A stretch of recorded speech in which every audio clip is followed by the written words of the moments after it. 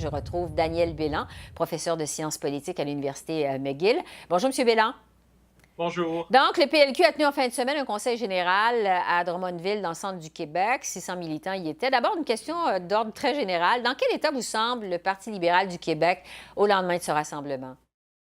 Écoutez, c'est un parti qui cherche, quand même, on a vu le 1er octobre, là, les libéraux ont reçu moins de 25 % des voix. C'est historiquement, dans le Québec moderne, c'est du jamais vu. Donc, ils ont reçu une raclée et puis là, ils essaient un peu de se rassembler pour essayer de trouver une nouvelle stratégie. Mais il y a des désaccords et je pense que c'est de bonne guerre qu'avant une course à la chefferie comme ça, on commence à discuter d'enjeux fondamentaux.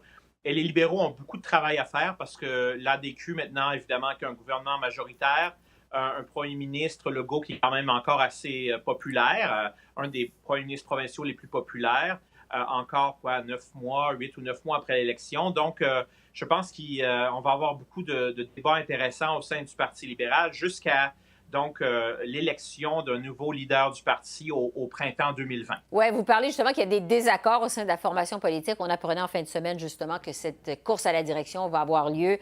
On va couronner, on va élire le chef au printemps 2020.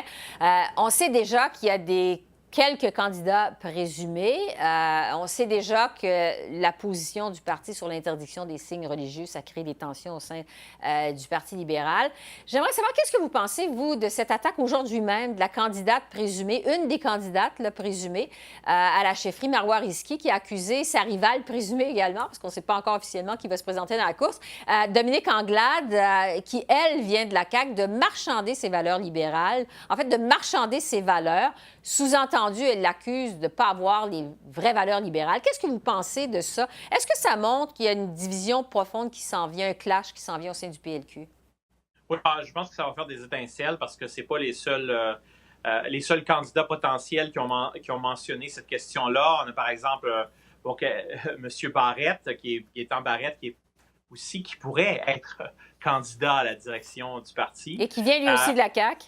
Et oui, exactement. Donc, je pense que c'est un peu la division ici entre ceux qui pensent, non seulement parce que c'est des anciens membres de la CAQ, mais qui pensent que pour l'emporter, le Parti libéral doit faire une percée à l'extérieur de Montréal, en province, si on veut. Donc, et on voit que les libéraux, si on regarde la carte électorale au Québec, à l'extérieur de Montréal, il y a quelques taches rouges, mais en général, c'est bleu pâle, donc la coalition Avenir Québec dans la banlieue de Montréal et la région de Québec. Quand on s'éloigne, on va à l'extérieur quand on va en Gaspésie, la Côte-Nord, c'est plus le Parti québécois. Mais disons que les libéraux, là, en général, sont quand même cantonnés à Montréal avec quelques exceptions. Et là, la question, c'est de savoir est-ce qu'on veut vraiment...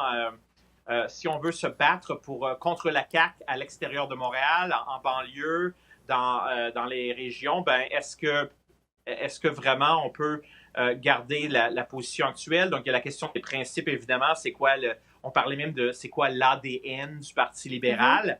Et puis là, M. Barrette a dit oui, mais l'ADN, ça doit évoluer, ça reste pas toujours pareil. Donc, je pense qu'il va y avoir un débat là, de fond entre ceux qui pensent que pour se battre contre la CAQ, il faut adopter une attitude de compromis, si on veut, sur le plan idéologique, et ceux qui veulent une approche vraiment centrée sur les droits individuels, qui semble plus populaire à Montréal qu'en région, en fait. Oui, et se reconnecter, il faut le dire, sur le vote francophone, parce que, tout à fait. Évidemment... c'est ça dont on parle. Quand on parle de région exact. À l'extérieur de Montréal, c'est un vote qui est très majoritairement francophone, évidemment, oui. Oui, le PLQ qui a atteint un plancher historique au niveau du vote francophone lors de la dernière élection. Bon, maintenant, sur le fait que certains des candidats potentiels à la chefferie du PLQ viennent soit de la CAQ ou soit de la défunte ADQ. Évidemment, ça fait tiquer pas mal de monde. J'aimerais savoir, dans l'état actuel de la politique, les médias sociaux, les allégeances politiques, les fidélités politiques qui ne sont plus ce que c'était, est-ce que c'est révolu la période où le chef d'une formation politique devrait absolument venir de la base du parti politique, être un militant de longue date? Non, je pense que la politique évolue. Les gens sont moins fidèles à leur parti politique qu'avant. Et c'est la même chose, je pense, de certains députés qui passent d'une formation à l'autre. Donc, ça pourrait être en soi être un obstacle. Enfin, il y a je dirais, des militants de longue date du Parti libéral qui, je pense, n'aimeraient pas nécessairement l'idée d'avoir quelqu'un comme Gaétan Barrette qui deviendrait le chef du parti, mais en même temps, bon, Gaétan Barrette, il a été quand même ministre de la Santé sous M. Couillard, donc quand même, il a été ministre libéral, donc c'est la même chose pour Mme Anglade. Et donc, si on regarde tous je pense que je pense pas qu'il y a un test de pureté, là, mais c'est sûr que on est il y a une transition politique au Québec pour ce qui est du système de parti qui a changé très rapidement, je pense. Maintenant, surtout en octobre, c'est devenu très clair. Et je pense que l'ennemi à battre pour les libéraux, c'est la CAQ. Et donc, d'avoir d'anciens membres de la CAQ, d'anciens députés, même de la CAQ, qui se présentent à la direction du Parti libéral, je trouve que c'est de bonne guerre. Et ça va ouvrir le débat au sein du Parti libéral, parce que la question aussi au sein du Parti libéral, c'est jusqu'à quel point on reste ou on devient nationaliste. Le Parti libéral, c'est le parti de Jean Lesage aussi et de Robert Bourassa, qui étaient quand même des nationalistes, mais on l'a vu sous Jean Charest, surtout sous la direction de M. Couillard, qu'au fond, on avait peut-être la carte nationaliste, certainement, on la jouait un peu moins, de façon moins systématique, en tout cas, surtout durant les années Couillard. Donc, avec on voit des gens comme Gaétan Barrette ou Sébastien Proulx qui pourraient, eux, ranimer la flamme nationaliste au sein du Parti libéral, ce qui pourrait être une façon de regagner une partie du vote francophone qui était perdu parce que à l'extérieur de Montréal. En fait, je posais la question parce que Mme Risky défend, entre autres, elle parle des principes libéraux de base, des valeurs libérales de base. Est-ce qu'on doit s'attendre d'un chef qui partage vraiment la position absolue de son parti ou s'il peut avoir des zones grises par rapport à la position de son parti? Qu'est-ce que vous en pensez?